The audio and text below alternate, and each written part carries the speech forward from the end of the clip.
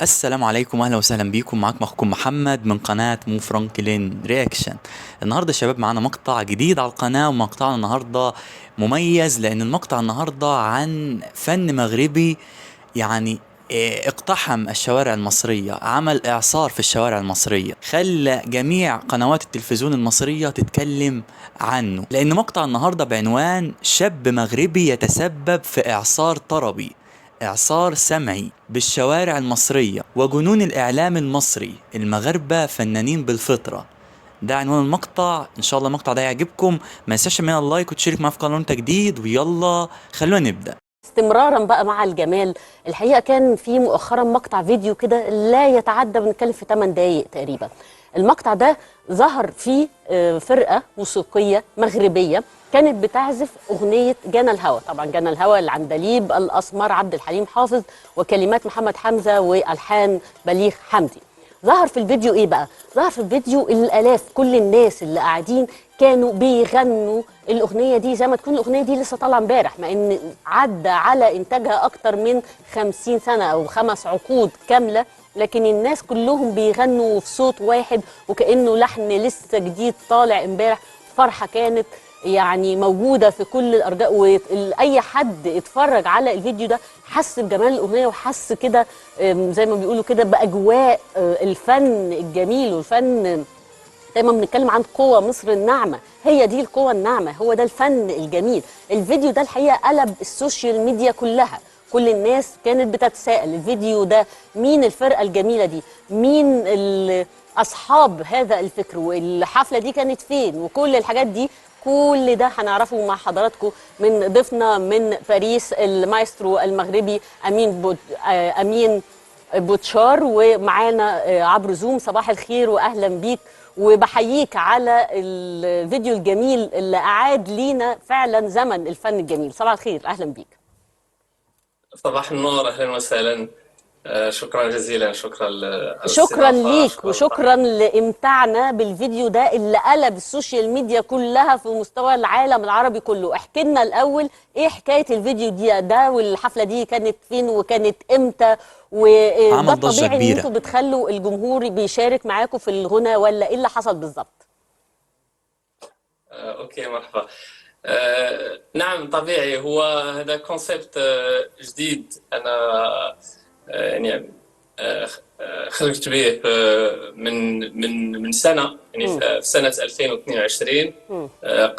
قمت بحفله يعني بهذه الفكره ان الجمهور هو اللي يكون مغني في الحفل. مهم. كانت حفلة صغيرة في باريس، بحكم أنني مقيم في باريس منذ 16 سنة. مهم. وشفت بالله الفكرة لقت نجاح. من مم. بعد طورتها أنا وفريق العمل، اوكي. وبفضل الله سبحانه وتعالى كبر المشروع، ويعني ودرنا حفلات كتير في هذه السنة. درنا ما يقارب 30 حفل بين المغرب وفرنسا، مم. حتى وصلنا الحمد لله لوحده من كبرى القاعات في المغرب، اللي هي مم. القاعة المغطاة مركب محمد الخامس، اللي شفتوا فيها هذاك الفيديو دقانا الهواء والجمهور الكبير. والحمد لله لقى صدى طيب، كان توصلوا كل نهار برسائل رائعة من الشعب المصري بخصوص هذا الفيديو هذا. مم. وكنحييهم عبر البرنامج ديالكم، كنقول لكم شكرا بزاف بزاف على الرسائل طيب ديالكم. عبر البرنامج بقى ديالنا او البرنامج بتاعنا زي ما انت بتقول، عايزين نعرف الناس بالفرقه بتاعتك. الفرقه بتاعتك بقى لها قد ايه؟ الحفلات بتعملوها فين؟ في باريس بس وفي المغرب، ولا في لكم انتشار في الدول العربيه؟ هنشوفكم قريب عندنا في مصر ولا لا؟ اتفضل. والله بالنسبه لمصر، نكون سعيد جدا جدا ان شاء الله واحنا هنكون سعداء جدا اذا ان انت تشرفنا بالتاكيد، ربي يخليك. وهنبقى الحفلات في الاول هنتفق معاك اول ما هتجي لنا مصر، احنا اول برنامج هتطلع فيه معانا. على راسي وعيني، اتشرف ان شاء الله مم. بكل فرح. اتفضل. بالنسبه للحفلات، عملنا حفلات كثير في فرنسا وفي المغرب. مم. والان الحمد لله من بعد نجاح يعني الفرقه والمشروع، مم. بداو كيجيونا عروض من دول اخرى. مم. يعني عندنا حفلات في شايفين دول يا شباب كمية الجمهور؟ في كندا، عندنا جولة في كندا. هناك محبين اتصالات في الطرب، دول أوروبية أخرى ودولة من دول محبين الخليج. وإن شاء الله الطرب كيف ما قلت المصري لك، برضو، يعني الطرب عامة. غنكون سعيد بزاف إلى كتاب، وإن شاء الله جينا لمصر حتى هي. طيب عايزين نعرف انتوا دايما بتغنوا اغاني عبد الحليم والاغاني القديمه بس، ولا بتغنوا ما بين ما هو قديم وجديد واغاني مصريه واغاني مغربيه؟ اوكي، لا كنغنيو يعني الريpertoire كيكون متنوع. بطبيعة الحال في يعني كيكون جزء كبير من تراثنا ومن الموسيقى المغربية، ولكن ايضا الجمهور هو الجمهور المغربي خاصة فاش يعني في حفلاتنا في المغرب، الجمهور متعطش للاغاني لا، والجمهور المغربي له اتصال كبير جدا، وفي يعني رابطه خاصه باغاني عبد الحليم بالتاكيد، وعبد الحليم حافظ يعني له مكانه كبيره جدا جدا وسط الجمهور المغربي بالتاكيد. تماما. ماشي عبد الحليم لوحده، عبد الحليم، ام كلثوم، طبعا. سيد مكاوي، يعني جميع عمالقة فن الزمن الجميل في مصر.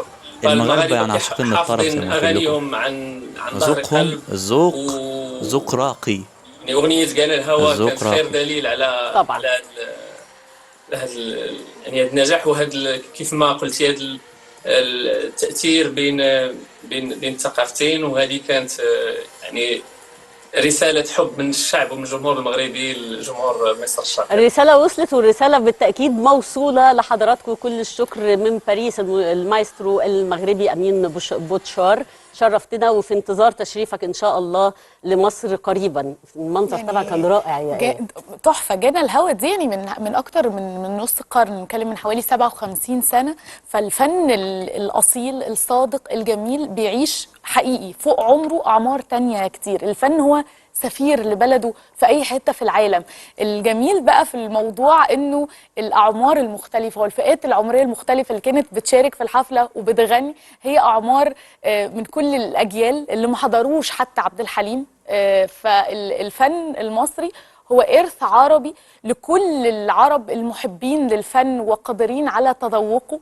فكانت حفلة جميلة جدا جدا بكل تأكيد، ومستنيينهم يجوا ينورونا في مصر أكيد. زي ما انتوا شفتوا كده يا شباب، دي كانت النهاية، ولكن انا حابب اتكلم. يعني شوفوا، يعني في المغرب كمية الجمهور العاشق للطرب المصري، شوفوا يعني من جميع الاعمار والفئات موجودين وبيسمعوا الاغنية، بيسمعوا اللحن بتاع الاغنية، هم بيغنوا الاغنية، لكنهم كمان الفرقة المغربية الجميلة دي بتعزف الأغنية اللحن بتاعها بشكل جميل جدا وبشكل منظم جدا، شكل رائع صراحة. يعني يعني الحفلات زي كده يا شباب، انها تكون حفلات طربية للطرب الجميل طبعا القديم، قليلة حاليا، ممكن تجدها قليلة كمان. يعني فلما خرجت الأغنية المغربية دي وكان التفاعل الرهيب من الشعب المغربي عليها بالشكل ده، فكسرت الدنيا حرفيا.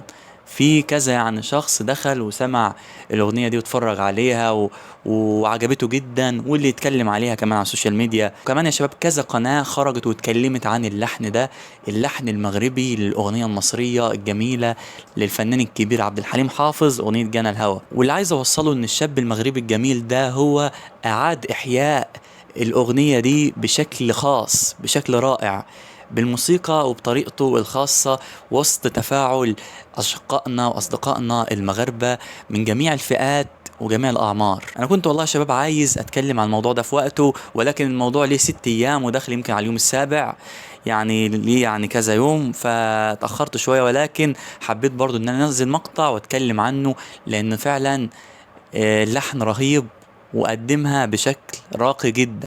المغاربة شباب زي كده المدن بتاعتهم، يعني ازاي زي المدن بتاعتهم؟ غير ان المدن دي مميزة كمان منظمة، فلما بيعملوا حاجة بتكون في غاية التنظيم. شايفين طبعا انتوا كان اللحن كان منظم جدا، فلما بيعملوا حاجة كان بتكون في غاية التنظيم وفي غاية التميز، بحيث ان هما بيعملوها باسلوبهم، فبتكون بشكل مميز. فهم كده زي ما قلت لكم زي المدن. مدن مثلا مدينة زي شفشاون اللي اتكلمت عنها كتير في القناة طبعا، مدينة مميزة جدا. مدينة طنجة مميزة جدا ومنظمة جدا. فهو كده هما زي المدن بتاعتهم، غاية التنظيم وغاية التميز. هو موهبة مغربية جميلة، وياما هنشوف فنانين ومواهب مغاربة على القناة. وإن شاء الله المقطع ده يكون عجبكم، فما تنساش تعمل اللايك وتشترك معانا في القناة لو أنت جديد، عشان أي مقطع ينزل يوصلك شعور بيه إنه نزل. ويلا في أمان الله وحفظه.